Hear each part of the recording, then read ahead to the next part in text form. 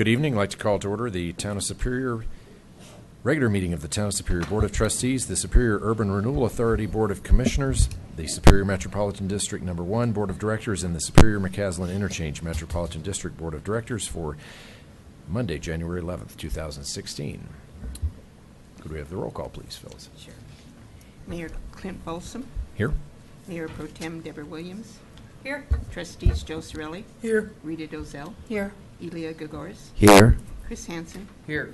Sandy Pennington. Here. Town Manager Matt Magley. Here. Town Attorney Kendra Carberry. Here. Town Clerk Phyllis Harden here. Thank you. Next is the approval of the agenda. Have any items people would like to pull for further discussion, or? I did have a question about G, and it's based on what the town attorney had said in her memo. So can I ask those questions without having to pull it?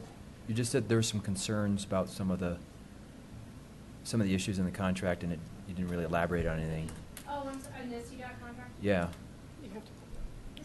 I'll just give you a brief synopsis of what my concern is. In CDOT contracts, the standard provision is that if there is any dispute amongst the parties over the contract, CDOT decides the dispute. So it's kind of a silly provision, but CDOT mandates that it be in every contract, and if you don't sign it, they won't enter into the contract. So I don't like that provision, because usually if there's a dispute, you would like a neutral third party of some sort, usually a court, to decide the dispute. But CDOT will not remove that from their contracts. Okay, so we have no recourse then, they just, okay? They decide. We can sue after that, I suppose, if they make a decision Okay. against us, but it's a rather silly provision that they insist on having in every All single right, one and of that's the been in contracts. every other contract Yes. we've had with Yes, CDOT? Okay, it is. that's it, yeah, thanks. So there's not much we can do about it. That usually CDOT says, take it or leave it. If you want our money or our help, this is what you sign. Okay, So, thank you. Okay. I would like to make a motion to approve the consent agenda as stated. Yeah, and I second it. Or approve the agenda, not the consent agenda. No. Just approve the agenda. The agenda. Yes. What did I say? You said the consent agenda. You're Okay. one step ahead of yourself. Okay, motion by Trustee Gagoris and second by Mayor Pro Tem Williams. All those in favor? Passes unanimous. Thank you. Next is reports, questions, and issues. Who'd like to start?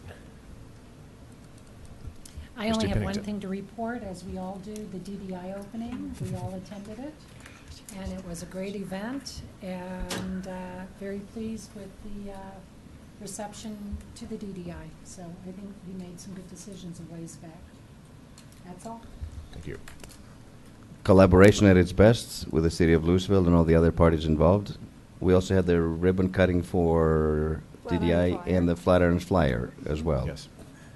And also had a meeting with youth, the Superior Youth Leadership Council, who will be presenting in a few minutes. Would like to get your input as far as the Superior flag is concerned. So, That was a nice article they had in the paper. Very Some nice good article, yes. coverage on that. So, thank you. And I just wanted to let those who don't know what DDI means, it is the Diverging Diamond Interchange at US 36 in McCaslin. And I thought it was a great grand opening, and it was great to see all the people that were involved in it over the last literally 20 years. So it was a long time in the making. And just so you know about the Flatiron Flyer, in case you don't know what that is, it's a new bus that RTD has put out pretty much all over the metro area, and you'll see them. They're blue and black. They're dark blue, and I think there's a black top. Am I getting that right? There's some sort of black in there, but mostly blue. It's the tires. Okay. And some of the routes, the names have changed. So if you're riding a Flatiron Flyer, it's FF Route 1, FF2, FF3.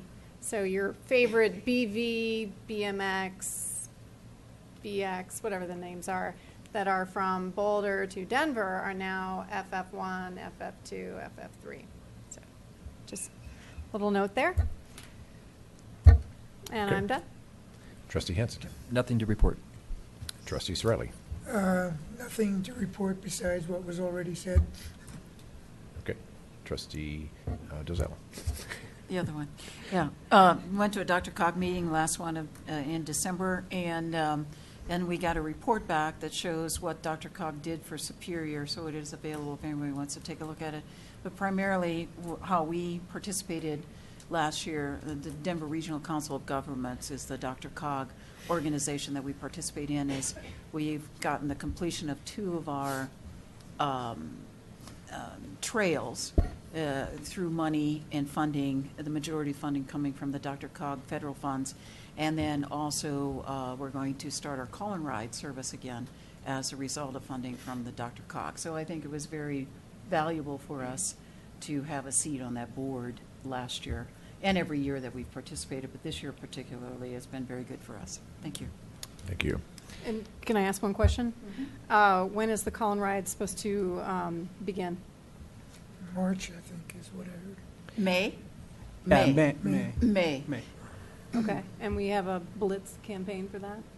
We're gonna We just- will. Yeah, Well, okay. Yeah, I don't want to send out something too soon, and then people No. think it's, yeah, but we Right, will. but I yeah. mean, Yep.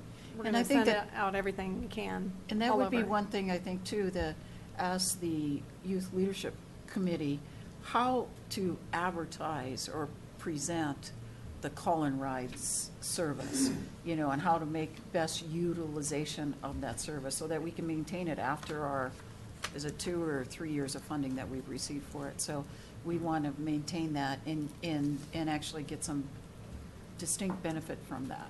Not just an occasional person that calls on it, but actually have a way to utilize it for every age group and everyone's advantage. So I think youth would be very good to ask them how best to do that and what we could do to get it to be something that the youth would want to participate in. And I think key is service. Mhm. So are we going to have any control over the service? Well, the contractor will be hired as through an RTD contract, but of course, we can influence that significantly Yeah. and also communicate the service that we're receiving or not receiving, and we really have a responsibility to make sure that we utilize it and do it in a way that makes sense for us, for the residents of town. Thank you. Okay, thank you. Okay, my announcements. On December 15th, I was invited to the Boulder Rotary Club to give a presentation on what's happening in Superior. And Boulder Rotary Club is the club that's responsible for helping us out with the Beer Fest at the Chili Fest event. And they had over 70 volunteers at that event. So it's an incredible amount of volunteer effort that they put into that. They also help with the 4th of July parade. They've got several Superior residents that are in the club, so it's great to have their partnership, and I was happy to present to them.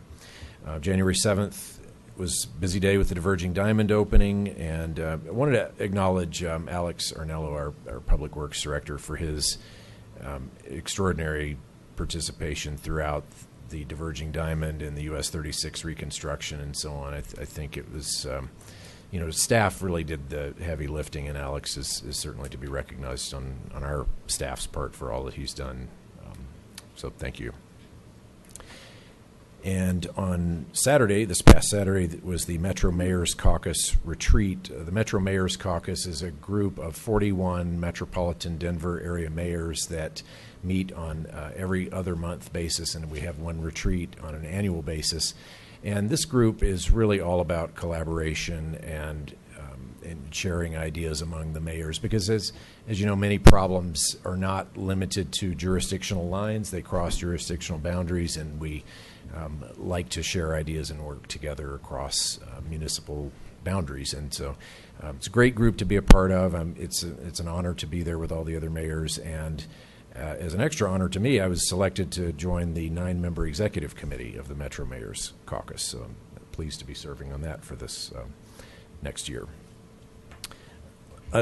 Let's see, some other announcements. I've been having ongoing discussions with our Xcel Energy representative about, we've had street light outage issues in town, and we've discovered a new program that Xcel has that we can sign up for to kind of enhance our ability to report and get street lights fixed in a more timely fashion. And so we're going to do that, and hopefully that will provide for some better street light coverage and very low cost to the town to do that. And we're also signing up to replace our Cobra Head street lights. Those are the ones with the long neck those will be replaced with LEDs over this coming year, and great energy savings with those. So it'll be a little bit different look, but they'll great energy savings. Let's see. At our retreat, we just had a retreat this afternoon, and one of the decisions we made in that retreat was to go ahead with the March 28th meeting. We had previously scheduled the March 28th meeting to not occur, but we will be meeting on March 28th, 2016.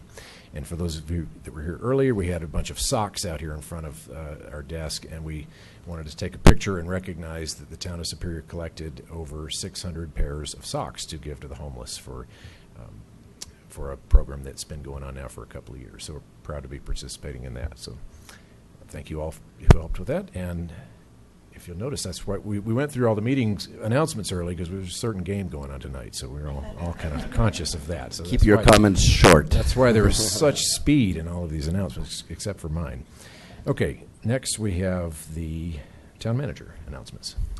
Just a couple items. One is with the cold and warm cycle we're in, we're getting potholes, so crews are out repairing those. If you have any or get complaints from residents, they can contact Town Hall, and then we'll send crews out. But that's going to be the way it is for the next 4 months or so. And then the potable water interconnect project with the city of Louisville is under construction. So that's the construction you see on Marshall over by Costco. That's the work that's going on there. So that's it. Okay, thank you. Town attorney. Nothing for me. Thank Thank you. you. Town clerk. Okay, we'll move on to public comment. If anyone in the public has any comments, just give a little wave. We'll signal you to come up, and if you'd limit your comments to 5 minutes or less, start with your name and address. Thank you. I don't have to battle George tonight. Gladys 404 South 3rd Avenue. I'm very glad to hear about the RTD ride coming back. My question is the work completed on the creek from 3rd Avenue west? No, that they still have some additional work that needs in the floodplain. You're talking about the floodplain mitigation project? Yeah. No, it's not complete yet. And the trailhead? And the trailhead, Is there going to be work done? Is it complete? What is the status of that? over in that same portion of town, I'm not aware of any work being done on the There was a trailhead. pile there for a while back. Isn't there materials there? I don't know if it's still there. So is the weather the delay for the creek finishing up? Yeah, I mean, that's the primary delay. Is there a date set to have it done? I don't have that, but I can find out and get back to you with it. Please make note of that, Phyllis, in the hard copy minutes so that I have it when I go to Boulder County. Thank you. Additional public comment. Just give a wave and, okay, come on up.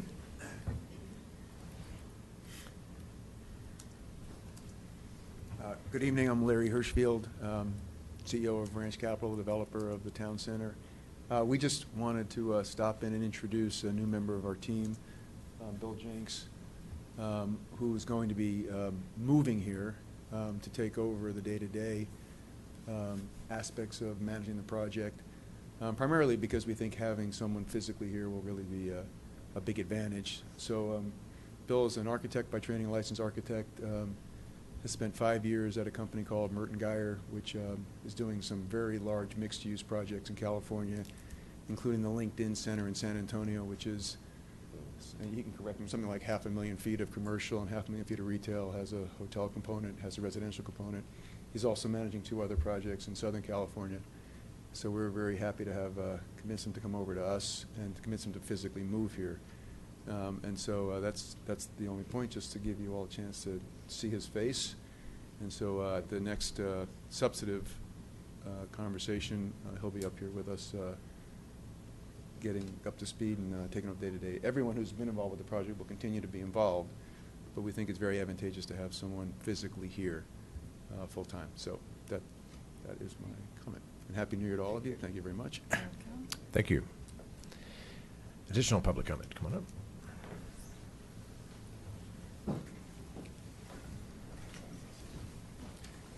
Good evening. My name is Ben Edelstein. I live on Opal Lane, which is just behind the open space. And we've sent a lot of emails and have been talking to our neighbors recently about the planned development. So I first of all want to thank you guys, for the mayor and the board, for the park planning. I think it's going to be a great asset to the neighborhood. But I also wanted to express my concern about the proposed sports courts, which are situated directly behind our home and closest to Torrey's Peak in that entire area.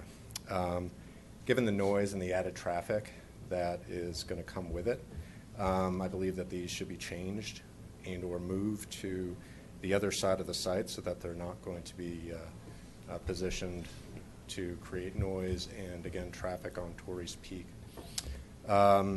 You know, the other thing that we've noted in emails and in discussions is that with so many basketball courts in the direct vicinity, I think an alternative should be found that's going to give more benefit to the community. You know, it's going to include pickleball, outdoor fitness. There are a number of different options that I think would be good choices. So I have a number of neighbors here that want to make additional comments, so I'll leave it at that. But again, we're really happy for the park. We just want it to be the best park it can be with, you know, no negative impact to us. Thank you. Additional comment?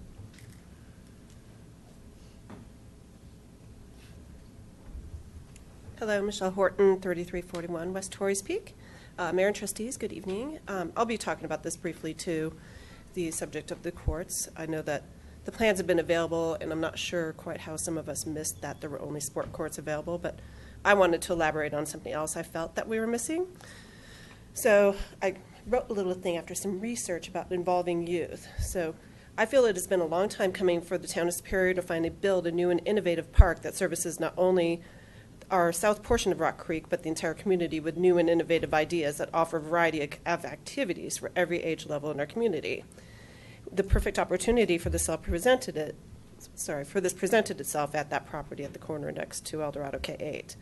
So while any public space in our community needs to serve the interests of the entire community, it was agreed upon by every stakeholder in this matter from the start that the engagement for the older kids in the community was of the utmost importance, and there's little to nothing developed specifically for them in any of the current outdoor parks in Superior, and specifically Rock Creek. Unfortunately, the goal that we had has been lost to the mostly single-sided design process, which took place through an outsourced playground design company. The town and the company have not engaged those who mattered the most, the people it was supposed to serve. Instead, vast sums have been spent to come with nothing creative at all. The design before you is just the same old thing that's offered everywhere else in the community, even within plain sight of this park. It's very disappointing. We have 5 basketball courts next door. We do not need another one. So had the true audience been engaged to come up with designs and or ideas that have been specifically invited to provide feedback, ideas and support, that there could have been the most incredible and price-conscious plans agreed upon. Young adults use public spaces just as much as anyone else, if not more. And yet, once again, these individuals between the ages of 12 to 25 were not included in the full process. Due to this, we will hear again the complaints of this age group loitering in other spaces. When being actively engaged in youth-friendly spaces, young people can feel like they have investment in their community and they can develop a strong sense of ownership in these spaces. The town of Superior missed that goal. There is still time to revisit the small park of the plan that you're looking at starting to construct soon, the basketball and a volleyball area. They deserve something different, a park in a public space that is built with them in mind and with their minds involved, providing a variety of activities that engage this age set is key and should have included major consideration and possible inclusion. Other ideas that could be a park or mini fitness challenge course, ping pong tables, variety of seating options, frisbee golf nets, low climbing rock walls, a handball court, tightrope and or slackline setups, a simple shelter and maybe small stage-like area for creativity and sun and weather protection, a scaled playground equipment for the older kids, slides, teeter-totters, and swing for adults, anyone? A legal graffiti wall, and a freestyle netted court instead of a fixed situated volleyball court. The list can go on, but the main point is that you missed an opportunity to provide civic engagement for this overlooked group that comprises a large part of our town's population. You have the tools, you have the contacts, and you should have used them. So why don't you now, before you build something that is simply flat areas of concrete, come the same thing that you can get across the street? You have a group of them here tonight and every month at the Superior Youth Leadership Council. They're an asset and should be levied. Thanks for your time. Thank you. Additional public comment?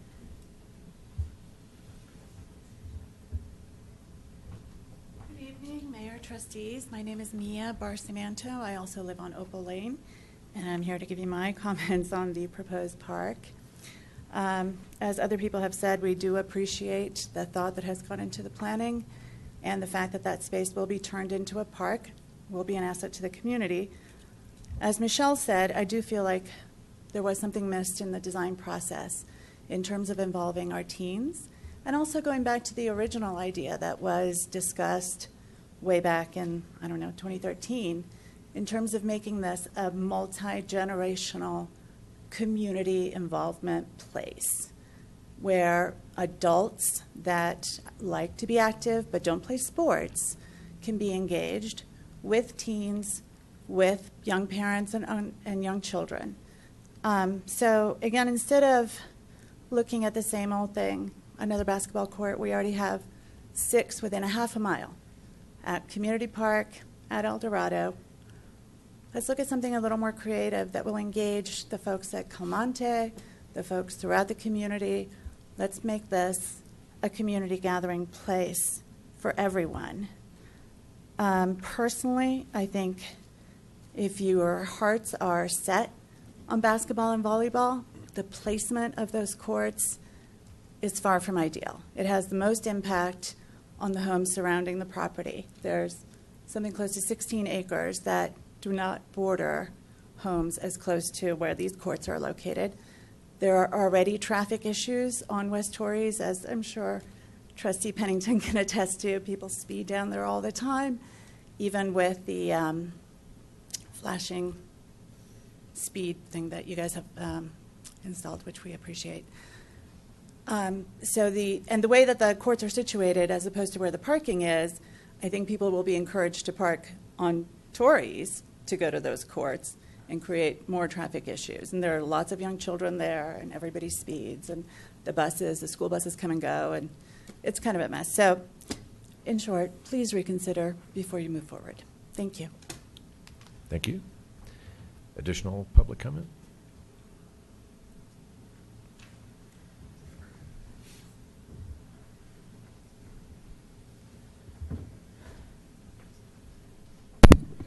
Evening. Evening. I'm Kevin Ryan of 3101 West Torrey's Peak, speaking about the El Dorado K-8 Park. So I think you all have done a fantastic job in the design and in the community engagement. It does feel like some of the process was very slow, and then the process sped up very quickly. My comment is around the basketball court in particular. I do think the basketball court is a bit close to some of the houses. I could sometimes hear basketball from El Dorado K-8, which is probably 500 or 600 yards away from my house. I can't imagine being 50 or so yards away from a basketball court that may get more use in some of the late afternoon hours. So my suggestion, I do believe that the next step, reading the minutes from I think your late November or December meeting, the next time this will be approved will be as it goes out to bid for the construction contract, and you'll be approving the construction contract. So correct me if I'm wrong, but I believe that's the next time this will come. And so my suggestion would be, as the town lets that RFP for construction, to include as an option the basketball court being deferred as a second phase or potentially being located somewhere else.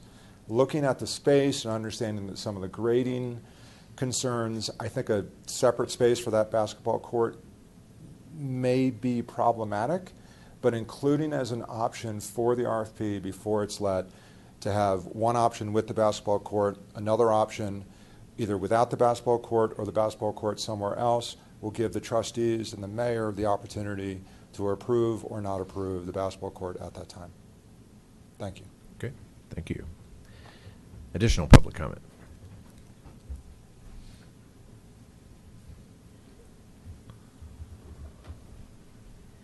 Hi, my name is Michelle Jansen. I live at 3306 Opal Lane, and my backyard backs to the park parcel.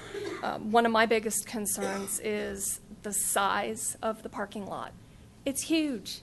That's an enormous amount of pavement, and the road up to it. It's an enormous amount of pavement to be putting on a park.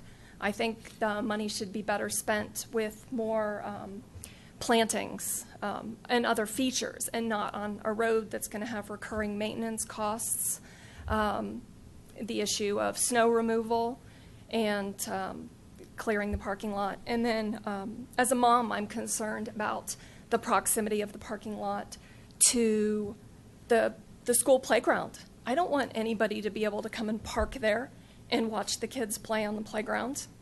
I'm actually kind of horrified about the idea of that any Joe Blow can come and sit and watch kids play in the field or on the school basketball courts during school time. It's a huge concern of mine. I urge you to reconsider the extent of the placement of the parking lot and the size of it as well. Thank you. Thank you. Additional public comment?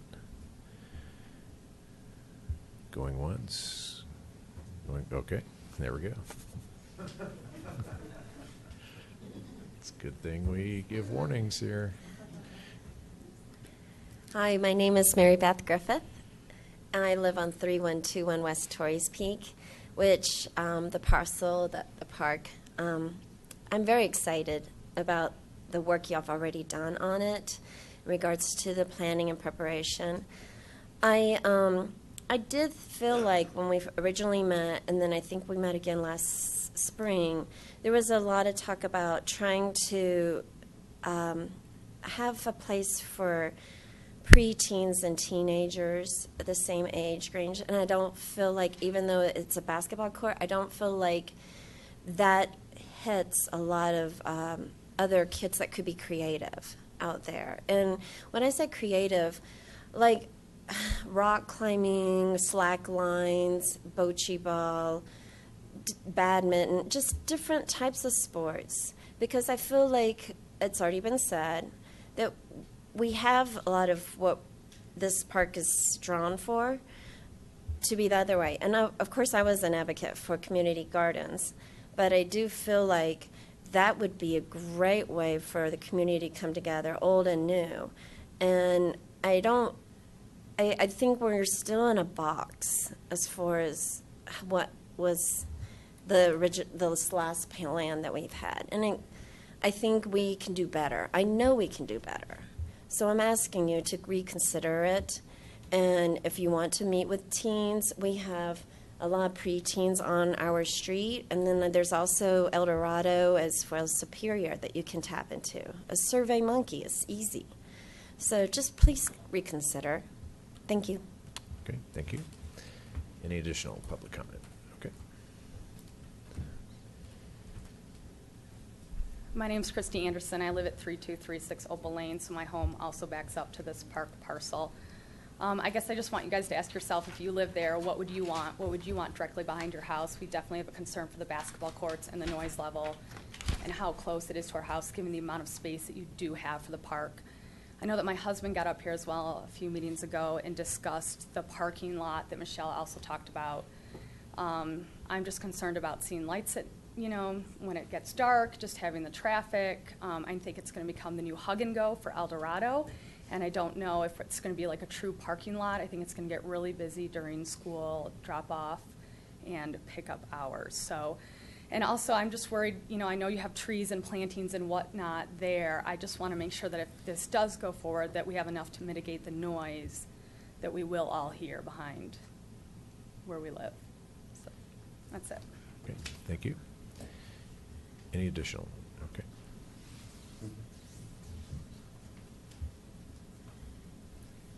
I live in one of the houses on the Opal Lane. Okay. Your name, sir? My name is Praful Shah. I live on Opal Lane. And I agree with most of the things that has been said about the park layout. My concern actually is mainly about the noise. The activities that are planned so far, they seem to be too close to the houses and should be more closer to the Indiana Street, away from the houses. I live just right next to the fence area, and it's really going to be too noisy for the houses on Opal Lane. So please reconsider the layout of the basketball court and the other courts more closer to the Indiana rather than to the houses. That's all. Okay. Thank you. Any additional? My name's Ty Grubich. I live on 3151 West Torreys Peak, right along near the park. I think our biggest concern is I have 2 small children, and West Torreys Peak is basically a highway. We've seen people drive by 30, 40 miles an hour, even after the speed light is put up there. And I think if you put a large parking lot in the park, wherever it is, it's going to encourage more outside people to drive into the park, where the whole idea of the community of the park, people can bike, they can walk. I would definitely limit the parking lot, because I think it's going to create more traffic on Indiana as well as West Torreys Peak. Plus, everyone can walk, everyone can bike, but I think that'd be better for the community. Thank you. Thank you. Any additional public comment? I think we've heard from everybody, just about. Almost. Anybody else? Going once? Going twice? Okay. Move on to presentations. Can I ask a question? Mayor Pro Tem Williams. Before we move on. As the RFP that you are putting out, and when it comes forward, is there any room for changes at all? So the RFP's out. It's been let out. When it comes back to the board, it'll come back as an approval of a construction contract. Mm-hmm.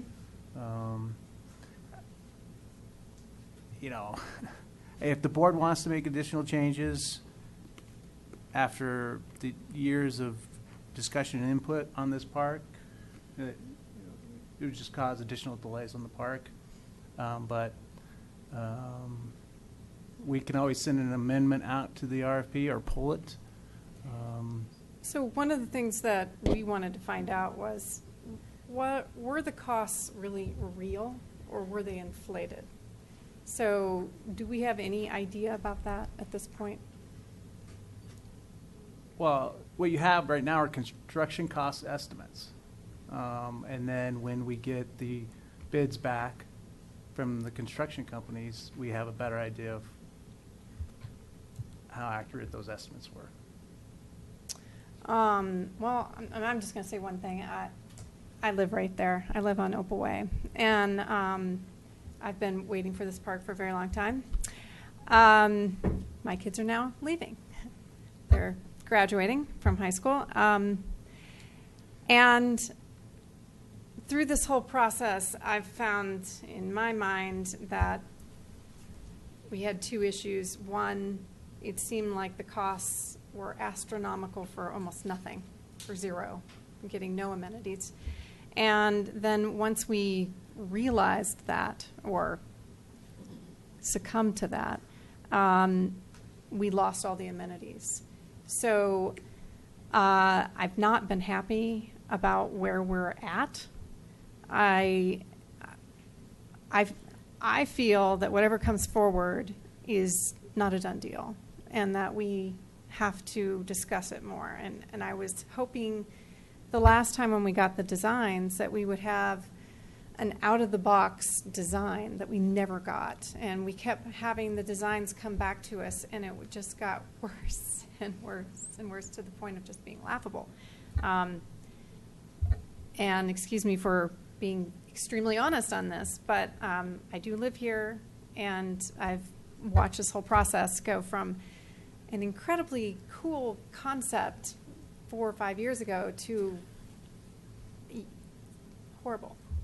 So, and I know we talked about seeing some, different designs, getting a different designer. We had one designer that we didn't feel that maybe understood the landscape, and that we were going to get some, whoever the RFP would be, something more out of the box. So that's what I was hoping to see that would come forward. So that's why I'm asking, is it something that is, that can be molded? What went out in the RFP is what the board agreed to at the last concept, design, review, and discussion. So the RFP and whatever comes forward still can be massaged. I would say if the board's looking at major changes, that we just pull the RFP and then you guys can continue to talk and discuss and make changes as much as you want. And then once we have a final design, which I thought we had, then we can put out the RFP. Well, I think if anything, we might want to postpone a court or something like that. I don't think we need to start with a blank sheet of paper. I don't think the board is looking to do that. But, I mean, things like saying a court can be done in a later phase. I mean, something like that seems fairly straightforward. But starting, and then adding things in the future is also something that could be explored as budget and time and desires allow. I mean, that can be done, but I mean, what we've heard loud and clear is let's get this thing going. And that's what this board pushed to get the funds in 2016 versus 2018 when we were originally talking about it. So, I mean, we could pull back from this and talk about it for another 2 years, but I don't think that's the desire. I agree with you, but I also thought that we were going to get another design that would come forward with our final design and final costs. I mean, I thought that is what was coming forward. Trustee Penn. I actually totally disagree. We had an excellent design that came forth that was the culmination of years of effort, and it was very, very exciting. All of us loved it. Unfortunately, it came with a $4 million price tag. So financial realities hit us in the face, and we say we can't afford it. But can we stage this in such a manner that we are not limiting any future options? And that's what we accepted. And Matt's exactly right. We accepted that. He went forth with our instructions last time. So let's not be mired in the drawing as it exists today, because that drawing was accepted to be able to stage it into the future with lots of exciting elements to it. Remember, the ultimate goal was to link it really nicely with the school. All of that's in place, and the comments tonight about the driveway and the parking, that is intended to link us to the school, and it is intended to relieve some of the horrible parking and drop-off nightmare that has been at El Dorado forever. So it was actually designed as a sort of school-town solution that the town's paying for to facilitate the dropping off by our residents of their children. So I don't want to throw the baby out with the bathwater tonight. I like Kevin Ryan's suggestion that if in fact this board, when it gets the final document, says, let's just take that basketball court out of there for now, and let's have a little more public discussion on whether or not in the future that should be a basketball court or not, fine. But the fundamentals of that plan, if you'll recall, reality hit. A lot of people on this board said, $4 million, no way is that ever going to happen. So we dropped it, and we've got the reality of what our budget will allow us to do in the near term. Now, if we all want to wait till 2025 to put this in, we can stash money away and debut with all amenities full tilt. But that's not what we heard from this community. So I think we've got a great baseline here. We can choose to put that basketball court in there or not. I didn't hear any and haven't over the past week heard any debate over the sand volleyball court. That seems to be okay, but of course in my mind I'm saying if that could be closer to the the drive and the parking lot to move it down more towards the school and away from the Torrey's Peak homes if we choose not to build a basketball court. So there are some little things like that, little tweaks that possibly could be made, but I think we've got a great stageable base plan that if if same residents in the future and probably different boards want to terrace that one edge and put in community gardens, great. I'd love to see it. Chess, life-size chessboards and more multi-generational. I think this is the plan to go with. If we choose to put in the physical fitness around the perimeter, did you see that track? You're going to run it, and then you have the physical fitness amenities possibly put in. So think stageability, and think about the whole host of goals and objectives we had here, and think about that horrible limitation called money. And I think this is a great jumping off point. And I say proceed, let's get the construction plans.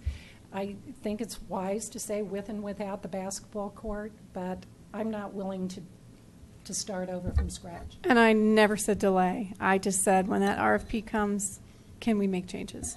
It's not an RFP, it's a construction. Well, okay, when the contract comes forward, can we make changes? I would say if the board's interested in removing an item like the basketball court, let us know tonight. We can send an addendum out and have that deducted and listed as an option if you want. If that's the one item. If there's other items, then I would say we need to figure out what it is we want to have in the RFP, pull it, and then redo it. But if it's just that one item, we could send an addendum out. I suggest we do that, but I also then, it doesn't make sense to have the sand volleyball court out so close to Torrey's Peak. Then move the sand volleyball court back towards the circular loop, to have that with They're adjacent deeper, to each other. Yeah, I know, but right now the sand volleyball's in the foreground, right? And if you're losing the item in the deeper in, potentially, I would say put that sand volleyball court back there, well within the confines of the park and not so close to West Torrey's Peak. So those are the two things I would probably discuss with in that thing, but that's it, and I think we can deal with both of those. Okay, Trustee Gregoris, and then maybe a head nod from the board to what Trustee Pennington's just suggested. So I've lived here for 20 years. I've served on the board for 10 years, so I'm going out at the end of October. I live very close to Purple Park and have enjoyed the beauty of having a community park like that so close. And for all these years, I've really felt like the residents of Superior and Rock Creek that are on the south side of Colton really deserve to have a state-of-the-art park. It's a great location, and we have really pushed. Initially, it was budgeted to begin at 2018, and I thought to myself, my gosh, that's this was like last year. That's 3 or 4 more years. By the time it's done, it's going to be like 2020 practically. So it was very important for me personally and for this board to talk to staff and say, is there a way we can fund this and get it done and begin the construction in 2016 or 2017? Get it done now. So I am not willing to delay this by any means. I think that your suggestion about making the basketball court optional, perhaps, and I'm all for that. That would be fine, but I'm not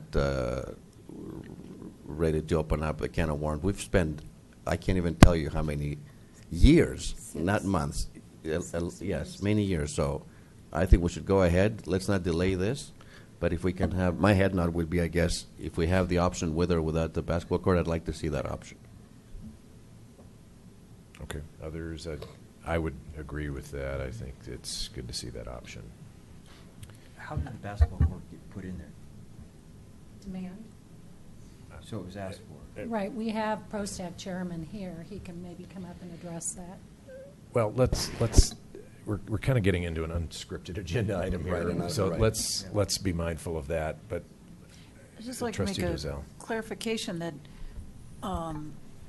of something I read today, and I didn't hear anybody talk about it tonight, but one of the things that this park will have is a large grand lawn, actual grass, so, and I think that's one of the valuable things about Purple Park is it has grass.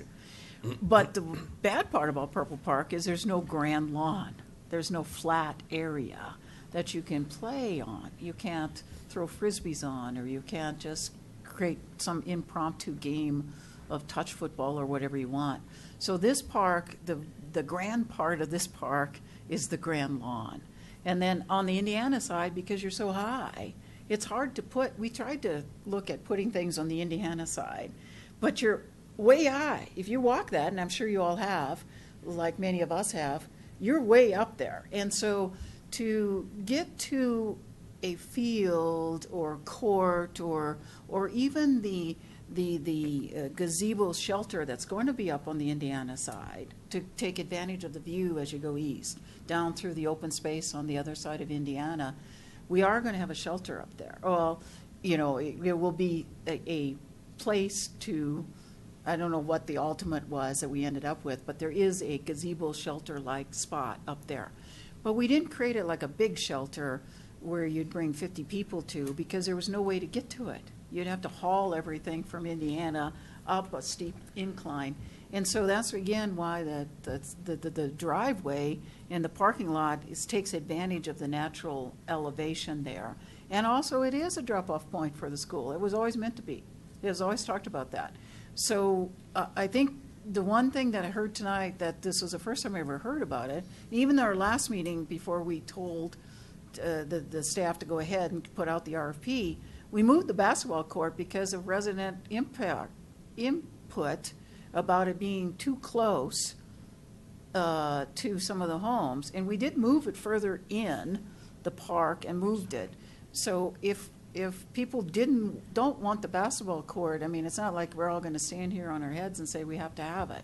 Volleyball, though, that volleyball, we only have one real sand volleyball park, and it's always in use. I walk through there, and it's always in use. I think that's a very valuable thing to have. And frankly, I'd love to be able to watch young people having a grand time and families in a volleyball court. Basketball, I could take it or leave it. But I think you have to look at the natural elevation of the land too, and the fact that there was only so many places that you could actually put things without having to. And we wanted toilets there. You can't have a park without toilets. How are you going to take kids to a park and then have to run 6 blocks away to get back to your house? But so there were some things we had to try and figure in there. The only thing that I've been hearing, like again tonight, is the basketball, and I think if that's one thing that we need to say, okay, in retrospect, after many months of talking about this, but now this is good input that we received from you all, and if we don't want to put the basketball court in now, and I think one of our plans showed a flat area, but not necessarily any particular use for that flat area. But if that's not needed, and my last comment is that it's very interesting that you'll get different input from different people because we're all different. But the 150 or so feet between the houses and where the activities start is going to be landscaped. And so the question is, some people have said they don't want trees, stood up here and said, don't put a tree behind my house in that landscaped area. Other people I've heard say want trees. So we have that where we're going to have to try and balance that out. There is going to be landscaped, treed area between the houses and where the park starts itself. But I think that keep in mind the grand lawn, which I think will be a very interesting part of this park, which will make it different than any other park that we have. Okay. We do appreciate everybody coming down tonight and taking time to let us know what is important to you. This is going to be all of our parks, and we want it to be a park that is for everyone and works for everyone. So we do appreciate that. This is not the end of the discussion tonight. We're not voting on anything tonight. I do think it's appropriate to give staff the head nod to at least let's look at the option of pulling the basketball court as an option out of the plan. And I'm sure we will have further discussion on this when that construction contract comes to us. But I think I think we should kind of wrap this and move on to our agenda. Again, thank you to all the residents that came out and those that are tuning in. and appreciate the input. And Ms. Craycraft, thank you for being on standby. Sorry for making you stand for half an hour. No, important business, and hopefully I can make up some time. I'm Heather Craycraft with the Superior Chamber of Commerce. Again, thank you for a moment to shine a little light on the business community that does help support all of us as residents, and both young and more mature.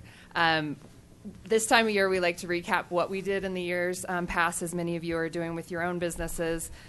2015 was a big year for the Chamber, and wanted to highlight some of the kind of on the event side, our calendar side of the business. We obviously hosted with very much your support, the first mayors and managers' State of the Superior Luncheon, which was well received, so much so that we need to find a new location for that event. And we look forward to doing that. We hosted 8 ribbon cuttings.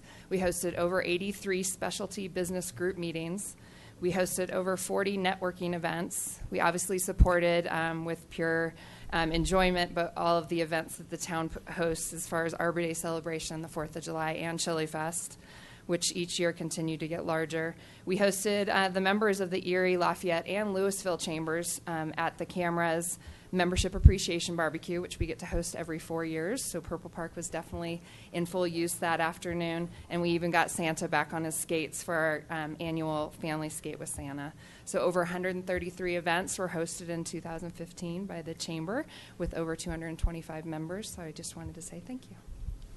Thank you. And, you know, I've got to say, I continuously hear from members of our chamber, members of other chambers, just how much they really like our chamber. Even if they're members of other chambers, they just say there's something special about the Superior Chamber and all of the great things that they do. So I think a large part of that is due to Miss Heather Craycraft. So thank you for all of Thank you, Heather. Thanks for all of your work. Appreciate it. Great year. Looking forward to another good one. Okay, 6B on our agenda is the Superior Youth Leadership Council. Thank you all for sticking around to present to us.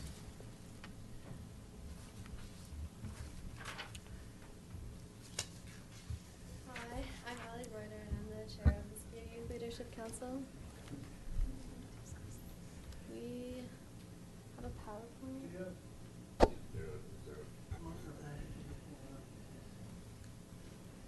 Would you lean closer to the mic, too?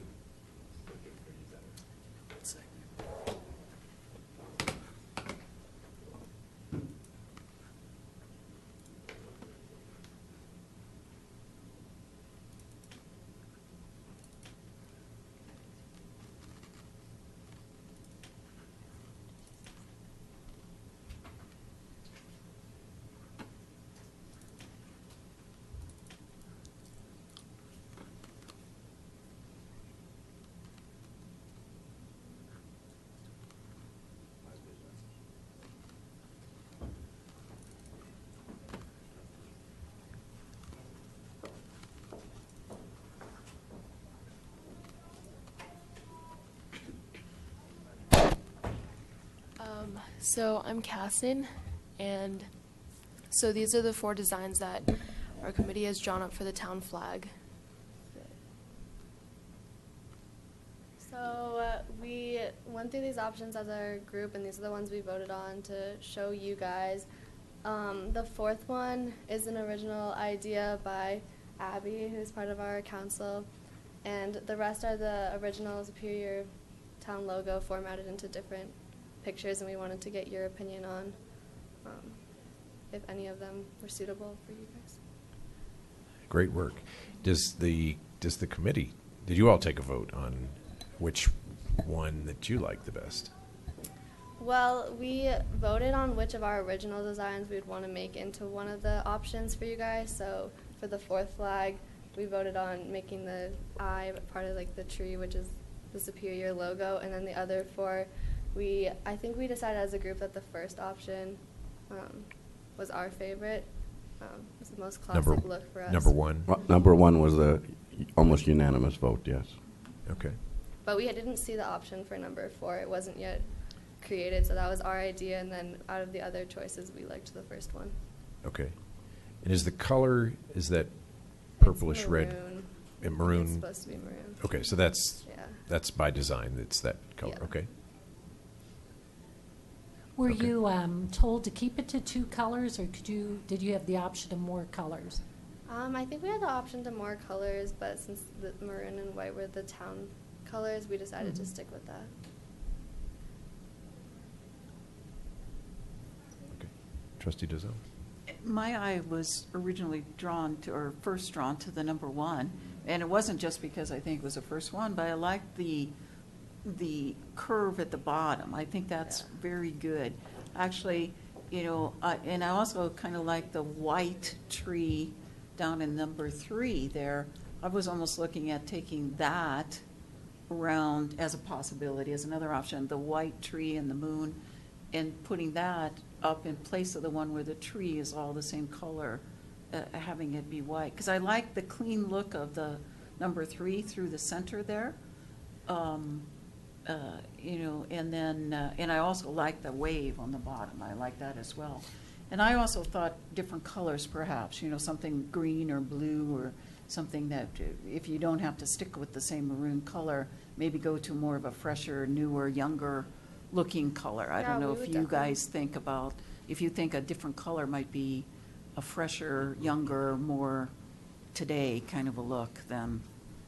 Yeah, we didn't know if you would be interested in changing the colors since maroon was the town color originally, but we're definitely open to that idea. Yeah, okay. Oh, yeah, you can change anything you want. We're waiting for you to give us some great ideas, so.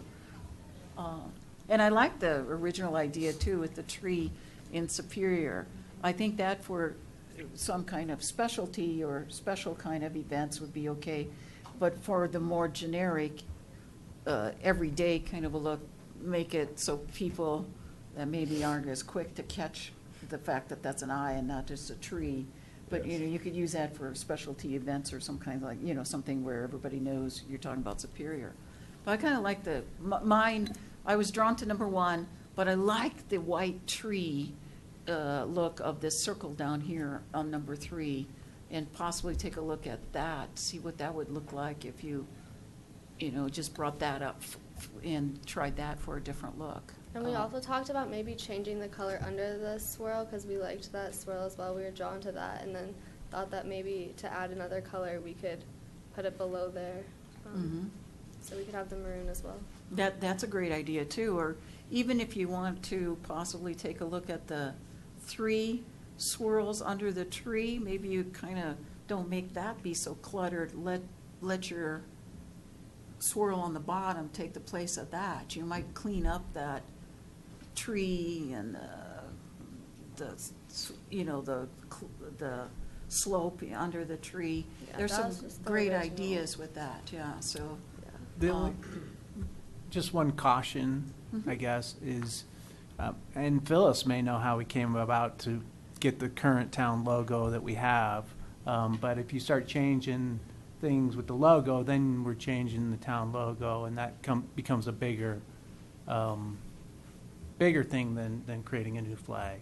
So just something to consider. Is it changing the logo, though, if you do the negative? No, I don't No, think so. rather than the positive? And looking No, at that map Yeah. over there, that the logo actually is the negative. Yes, The- that is right. Yeah. that- Oh, there So- you go. So I like that suggestion. Yeah, it just seems cleaner, this one down here. Yes. But I like the swoop on the bottom of that flag, Well, of and number 1. that is the town logo.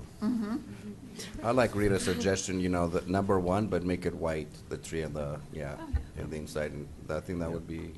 What I would add is to make sure that I like the options where the gateway to Boulder Valley is on them. Right. But I want it to be readable Yeah. with the flag at the size it is going to be. So make sure that typeface and that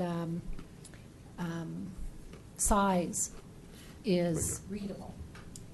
Actually, I like number 3. And that the center part where it says Town of Superior in the logo, I would just make that bigger and make the white stripes on the top and the bottom a little squattier, thinner. And then I would put the gateway to Boulder Valley on the bottom in the white. That's my thoughts. Just a quick question. If we were going to go with the number 1 design, but take the white tree and move it up, would we keep the white ring around the tree? Have to, Keep that, yeah. or leave it all maroon and then just have the white tree in design? That's a good question. You have to have the white ring. Yeah, or- in or order to the have it stand out. Burgundy yeah. won't show. Right. Yes. Yeah, you know, Yeah. because like Phyllis was showing me on the letterhead, well, because there's white all around it, so you don't need that, but in the whole solid colored, I think you'd need that ring. And I like it. It helps it stand out, I think. It's really, I think it's just a clean look. It's just a very clean look. I don't know if this is intentional in that white ring, but it's narrower at the top and wider at the bottom. Was that intentional? I'm not sure. Someone designed it. I'd play for with it us, both but, ways. Yeah, you say your creative graphic designer Yeah. did it that Yeah. way on purpose. I'd So like play- you're closer here, and then you're going further away at the top. Yeah.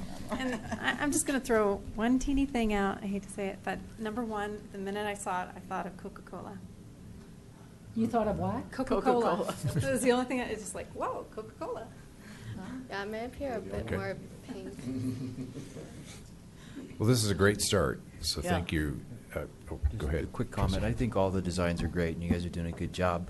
I agree with Trustee Williams about having and Trustee Pennington about making the gateway to Boulder Valley bigger and maybe putting that on the bottom. But one question I did have when I first read through this, and this is probably a question for staff or Elia, is I think my recollection is the origin of creating a flag came from second graders. And that was when we did our second grade field trip, and they said, we have a U.S. flag, we have a Colorado flag, but there's no Superior flag.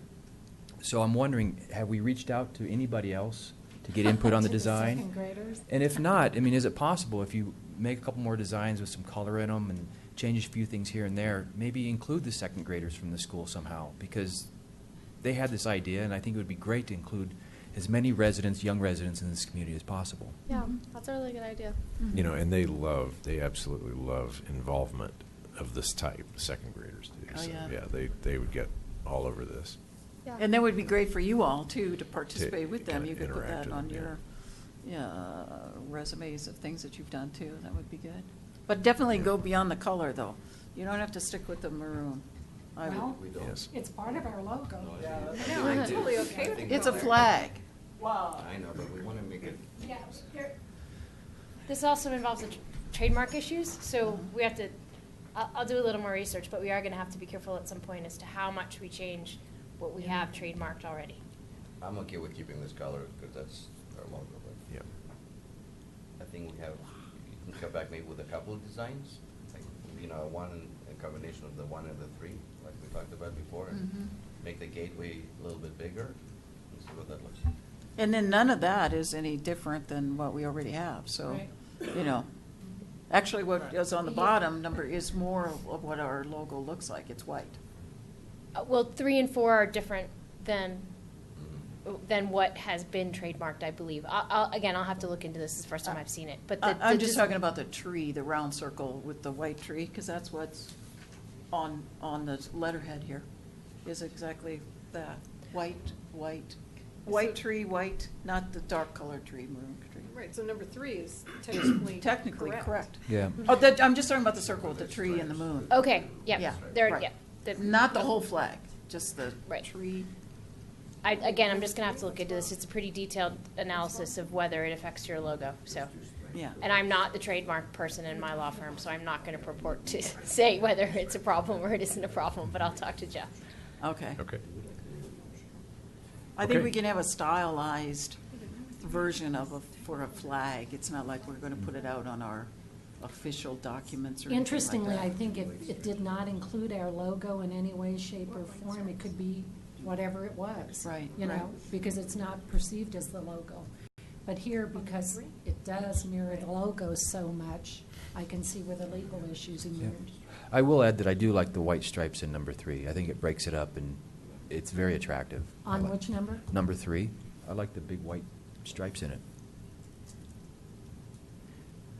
Yeah, that, Every time like I the movement of the waves. I like the movement too.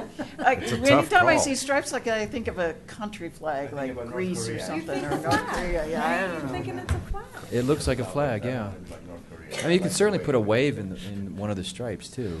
Yeah, I think both the stripes should be narrower with a wave in them. Well, anyway, it's Okay. great. It's a great. You guys have an Yes. idea. Yeah. Yes. Get some direction. And- Yeah, and- try and throw it following out this there. board's direction. Yeah, that'll be your greatest challenge, right? No, great work. We appreciate Thank you for your time. work that you've done on it. Yeah, thank you. Look That's forward very to good. seeing a final product. Okay.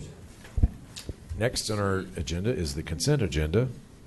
Item 7, A through G. Make a motion to approve the consent agenda this time.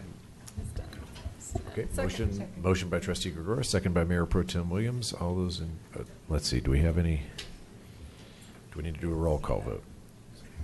Pardon?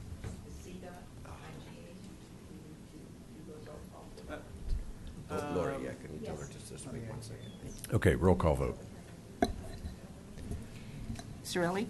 Yes. Dozell? Yes. Folsom? Yes. Gregoris? Yes. Hanson? Yes. Pennington? Yes. Williams? Yes. Thank you. Passes unanimous. Item number 8, adoption of a resolution approving a construction contract with Academy Sports Turf LLC for synthetic turf field replacement. Thank you, Mayor. This is a 2006 capital improvement program project. As part of that budget for this year, we've sent out an RFP to replace the synthetic turf field. I'll ask Patrick Hammer, our Director of Parks and Recreation, to come up and provide a little more detail with regard to the project itself.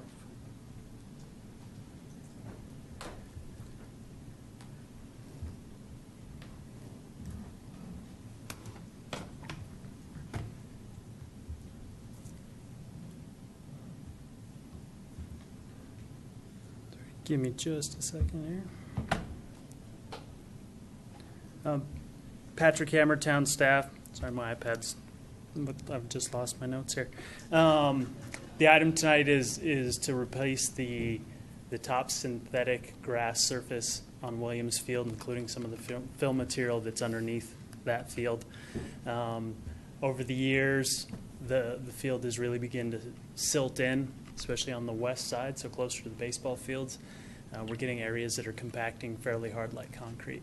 So we took this project out to bid to replace with like material.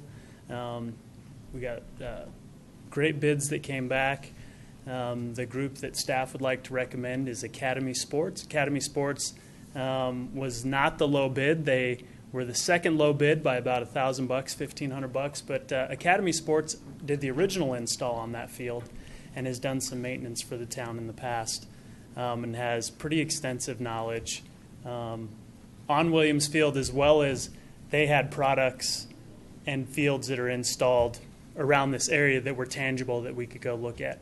Academy has also just installed the new turf field at Boulder Valley Ice. So it would be a replacement, like for like material. Hopefully a quick turnaround, weather pending, and we can get our sports groups back out and playing.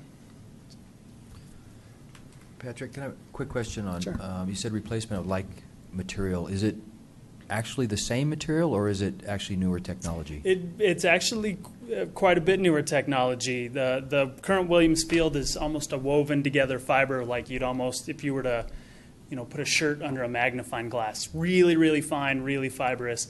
Synthetic turf now actually is a little bit more of a bladed look.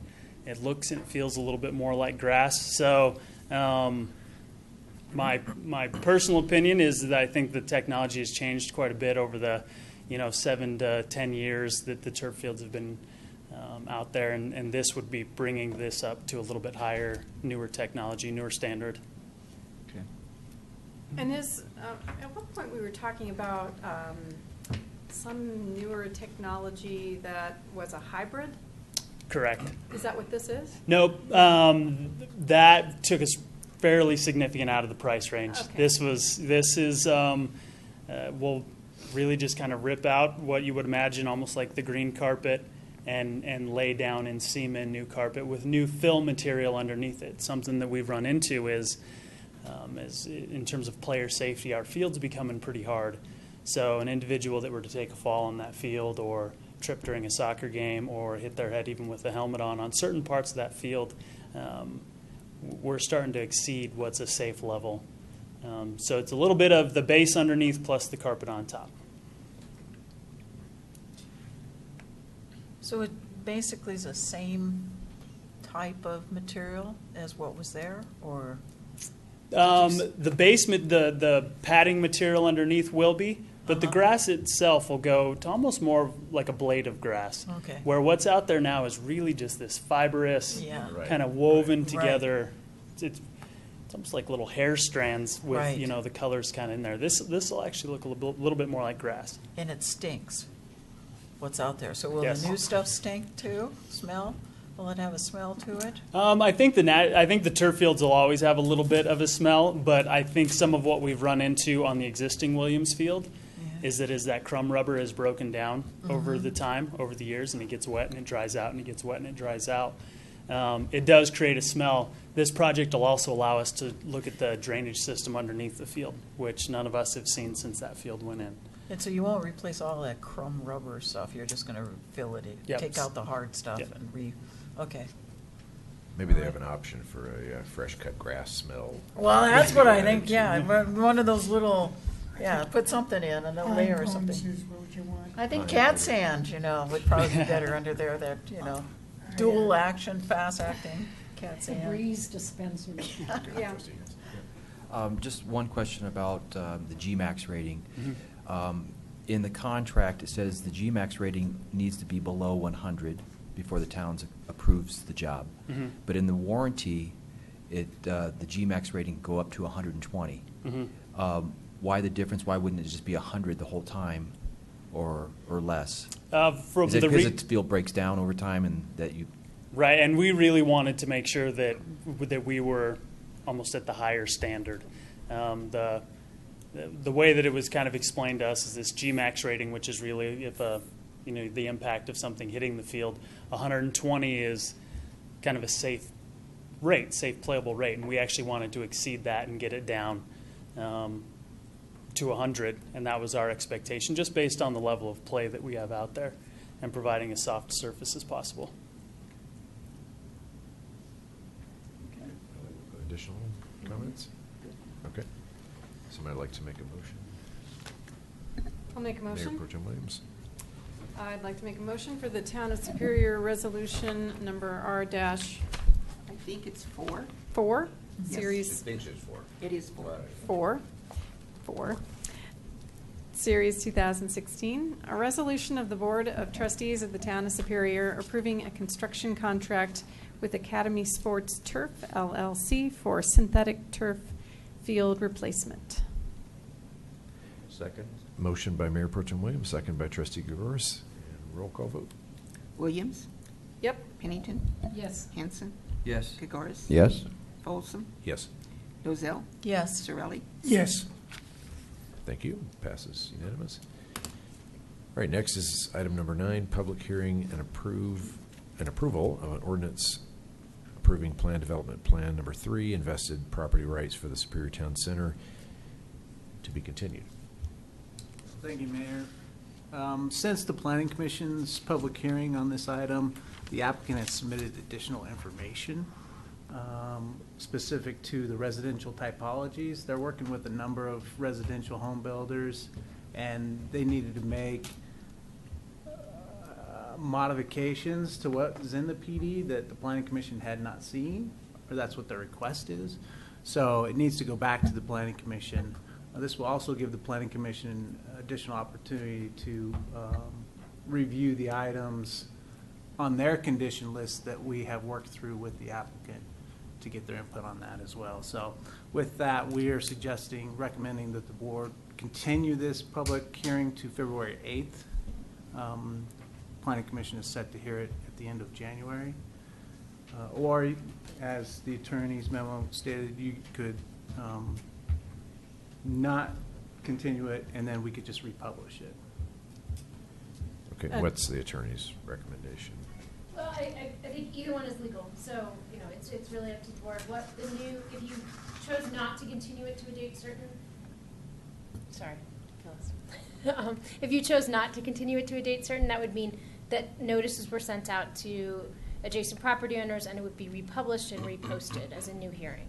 If you chose to continue it to a date certain, none of that happens. Basically, it's presumed that anyone who is interested is watching the meeting tonight would understand what the new date is and no new notice would be provided. We should do that.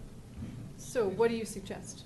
Well, again, I'm here to give legal advice. That's really a policy question. So I'm happy to, I can give you your options, but I can't tell you what I would, I'm not an elected official. Okay. So what is the if you would best- like more people to get more notice of the hearing, then I would not continue it to a date certain, pull it off the agenda, however you want to do it. Yeah. If you would rather save the town's money in sending out the letters, that's, that's an option to not, to continue it to a date certain, excuse me. And, Trustee Newsom. and I think since it is, we haven't even seen it, but theoretically, based on what you just told us, it's significantly changing. And I think we should discontinue this, stop it, and start over. And, Agreed. and. I second that. Yeah, I think more notices probably better. usually better. So can we do it February 8th or no? Or- Yeah. And that could, dates tend to change too, so that, that could or couldn't change. So, but either way, I think that, stopping it or discontinuing, whatever the correct terminology is. Right.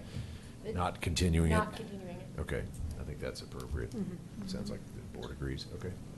Do we need to do anything formal to do that? No. Basically, you just, it's not being acted upon tonight. Okay, so we're not continuing. And we will wait until we hear when it can be scheduled again. Exactly. After the planning commission review, Yeah. and then you'll let us know what that is. Do we know that we have a packet for the planning commission yet? Yes. Okay, we've got an adequate packet. Yeah. And that's going on the 28th, is that correct? 28th of January. January? And that, so the 8th would have been pretty close for getting minutes and stuff to us as well. Oh, and yeah, I would want the minutes. Well, I don't know why we would mess with a date certain when we don't know Yeah. a date certain. Right. I'm in agreement with just taking it off and Yeah. redoing. And let the process now Right. flow like it's supposed to. Yes. And is there any possibility that we can get the minutes to planning commission's meeting at the time that we hear the packet? Yes. Yes. Okay, all right. Either that or we, all are allowed Unless to you watch it. get a copy of the video. We can as well. watch Right, it. or we Yeah. can do that too Right. as well, okay. Mhm. Or we can delay consideration until we do get the minutes. There's multiple options afforded to us. Well, the minutes are the video now, so there shouldn't be a delay. That's basically right. That's right. Okay. So in this case, what we're doing tonight is we're not continuing this, and we're basically effectively stopping, No hearing, hearing's closed. We're closing the public hearing. yeah, from this action that was on our Right. agenda Right. will not go forward. Now we'll have to start over. We'll just simply have to republish. Correct. Yep. Okay. I don't think we never opened a public hearing, did we? Yes, we did. No, because we didn't, because if you open the public hearing, then you take public comment. Right, because there were Okay, people we did. here and All we right. wanted to Yep. avoid having. We just taking continued any it. public From the last meeting, we continued it to this meeting. Okay. And Right. then the comments that were held were in the non-agenda items, I think? Okay, all right. Okay. Okay, anything further? Look at the time. Okay, okay. the entire second half. All right, yes, okay, we're adjourned. 42-0. No, no. 14-14. It's time. Wait for that. Tie.